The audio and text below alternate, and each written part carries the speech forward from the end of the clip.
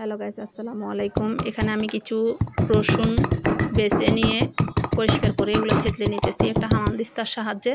এখানে কিছু পেঁয়াজ কাঁচামরিচ নিয়ে নিলাম, পোলাও চাল, আলুগুলো কুটে ধুয়ে নিলাম।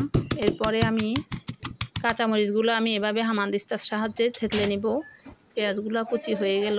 এখন আমি মুরগির মাংসগুলো ধুয়ে এখানে লবণ আর লেবু দিয়ে কিছুক্ষণ মেখে রেখে দিব। এখানে আমি মুরগির মাংস রান্না করার জন্য একটা পাতিলে কিছু সয়াবিন তেল দিলাম পরিমাণ মতো। এখানে দিয়ে দিচ্ছি পেঁয়াজ কুচি, দিয়ে দিচ্ছি একটু লবণ এগুলো। এরপরে এখানে দিয়ে দিচ্ছি পোলাওর জন্য আমি পরিমাণ মতো সয়াবিন তেল, দারুচিনি, তেজপাতা, এলাচ, পেঁয়াজ, লবণ এগুলো কিছুক্ষণ ভেজে বাদামি করে নিব। দিয়ে দিচ্ছি কয়েকটা লং।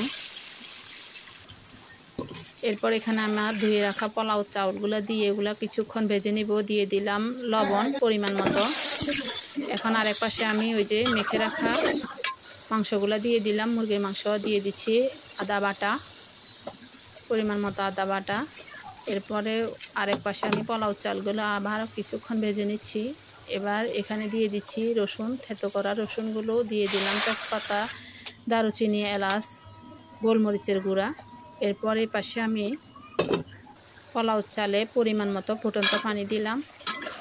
আবার এই পাশে দিয়ে দিলাম মুরগির মাংসতে কাঁচামরিচ, আলু, টমেটোগুলো দিয়ে ভালোভাবে এগুলো কিছুক্ষণ কষিয়ে নিব।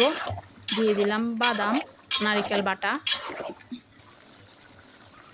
এগুলো কিছুক্ষণ কষে নিয়ে এরপর দিয়ে দিচ্ছি হলুদের গুঁড়া, দিয়ে দিচ্ছি মশলার গুঁড়া। গাইস, আজকে আমি এখানে কোনো লাল মরিচ, গুঁড়া মরিচের গুঁড়া ইউজ করব না। এখানে আমার পোলাওগুলো হয়ে গেল। এখানে মুরগির মাংসতে আমি শুধু কাঁচা মরিচটাই ইউজ করছি। দিয়ে দিলাম তরল দুধ পরিমাণ মতো। এই তো আমার মাংসটা প্রায় হয়ে আসছে, এখন পরিবেশনের পালা। গাইস, আজকে আমার এই রেসিপিটা কেমন হয়েছে অবশ্যই লাইক কমেন্ট করে জানাবেন। আর আমার ফেসবুক পেজ থেকে যারা দেখছেন তারা অবশ্যই ফলো দিবেন। আর ইউটিউব চ্যানেল থেকে যারা দেখতেছেন তারা অবশ্যই সাবস্ক্রাইব করে আমার পাশে থাকবেন।